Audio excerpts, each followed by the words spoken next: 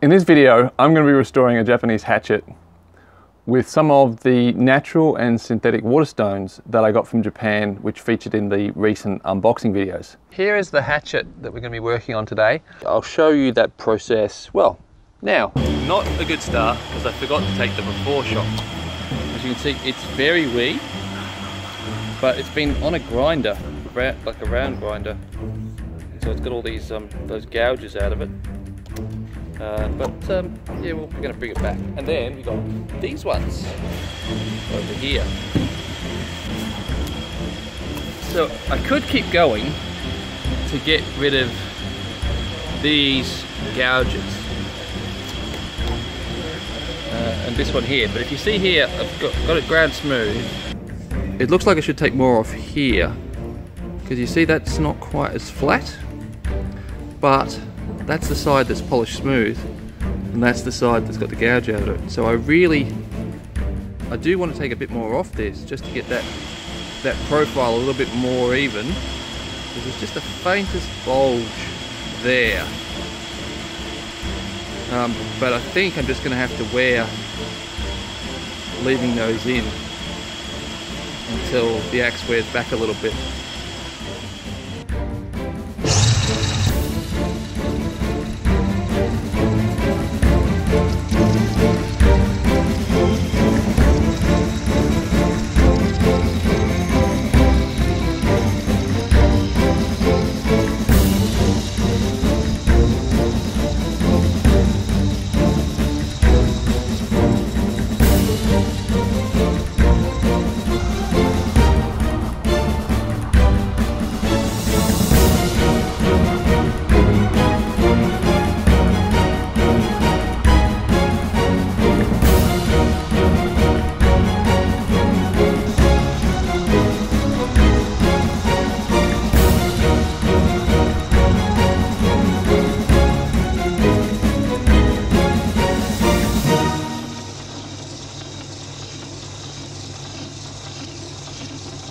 These are the stones that we're going to be testing out, a mix of naturals and synthetics.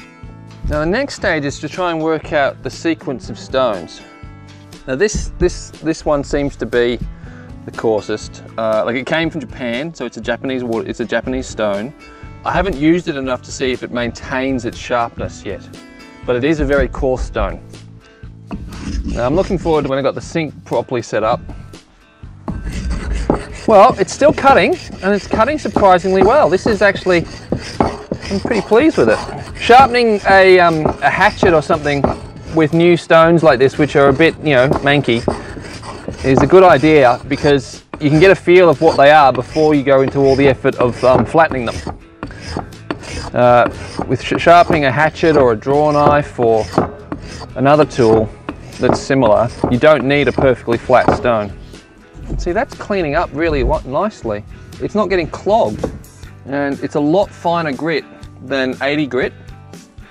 See if I can get that to focus. You can see the diagonal scratching coming from, let me see, from here up this way. That's the linishing scratches, and I'm working the other way on the stone, and you can see that's getting quite smooth. Right. You see this grey, that's the stone getting clogged, but a little water and it's clearing up nicely. Right, need to do a bit more work on the heel and the toe. Oh! Okay, well that's bad and good at the same time. I just dug the heel in and I've taken a gouge. Little divot I've put in the stone there, but that shows the stone is soft. And as I'm rubbing this, it's hard to tell, but I'm getting little fine grits that I can feel between my fingers. And the fact that I've just dug this groove is bad. Don't do that, because it means that if I want to use this for chisels, I'm going to have to grind that out, flatten it out. But it means that this paste we're getting here, it's full of grit, which means that the stone is wearing away. So rather than just being a bog standard sandstone, this is actually, it's looking like it's a really good coarse water stone. So working on that toe so I don't put another groove in it, I'm just going to push away from me. Okay, I'm not sure whether the camera will pick this up, but you can see the lamination. Well, I can see the lamination with my eye, but you've got, this is the diagonal scratching from the Linisher, and then this is the scratching from the stone, and you can see there's this line here of the laminated steel where the tool steel is coming out, the softer steel's here. Interestingly though, this line breaks down here, and it looks almost like the soft steel is actually going to the edge, the very edge. Maybe this is a fault in the manufacturing, but it'll be clearer hopefully as we go through the grids. The thing that's impressing me with these stones is how quickly they're taking off the scratches from the previous grit. Like when I'm working with the Linisher, I'll go through a 40 grit and then 60, 80, 100, 120, depending on what I've got available, you know, maybe 240, 180. I try and step up in as small as possible because I found that's the fastest way, is small steps get me a faster result. Look at that. But with this stone, I went from the 80, well from these, I went from the 80 grit from the Linisher to whatever grit that chunky thing is, to this, and it's getting quite a smooth polish to it already in just a couple of jumps.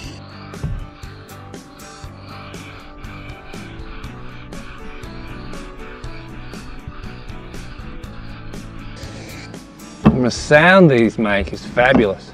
You can really hear it cutting. Well, I'm sorry guys, but I won't be selling these. Not these two anyway, these are great. This is obviously this is a hatchet. And what I'm doing is I don't want a flat bevel. So as I'm coming back, I'm gently rocking the hatchet forward so that the edge comes into contact. And then when I go back, I'm lowering it so that the cheek of the hatchet is in contact with the stone. And just gently rocking motion, and that gives me a convex bevel. Now, that's a technique that even with some chisels you'll want to do from time to time. Like your super fine, you know, dovetailing and furniture making chisels, you might want to always keep perfectly flat. But in a lot of green woodworking and a lot of building chisels, you can have a convex bevel on them. So things like your Suki nomi, your Japanese slick, or even your Western slick for that matter, it can be a good idea to have a convex bevel because it helps preserve the edge. Wow. I'm pretty pleased with this stone. Or a concave bevel with a Western chisel. Maybe there's some different requirements outside of the kind of work that you're used to doing. Wow. Okay, where is it? How am I going to get this to focus? Okay. It's right here on the palm of my hand. I'm trying to get the sun to catch it because I don't think I've got buckleys of getting the camera to focus on it, but there is a fraction of a hair wire that's come off the burr. Still a little bit on there. And I haven't really even tried to remove the burr yet.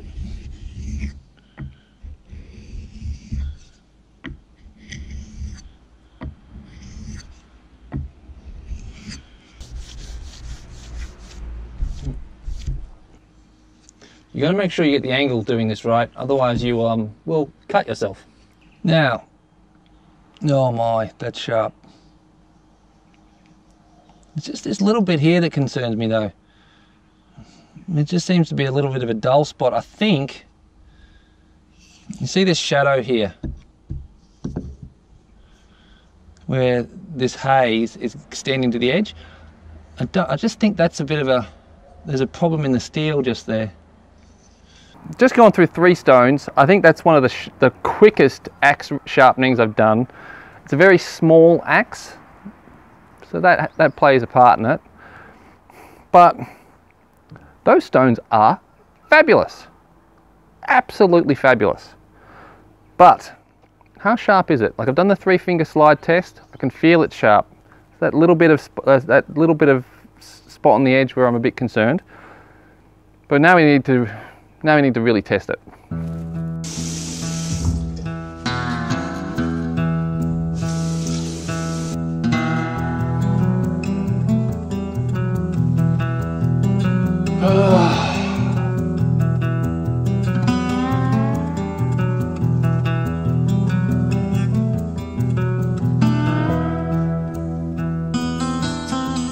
Well, that's annoying.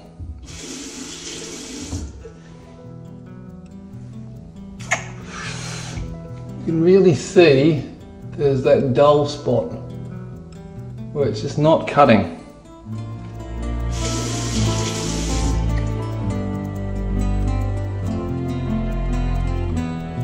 That's better. The toe of the blade is very nicely sharp. There's this bit towards the heel which is being rather stubborn. It's also a bit tricky because this is my bad side. Before, I did a pretty good job on my other side, but I didn't have the camera running.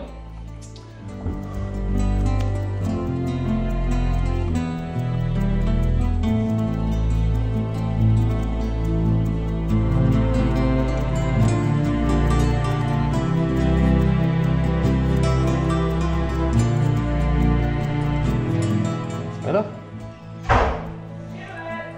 Hey, beautiful.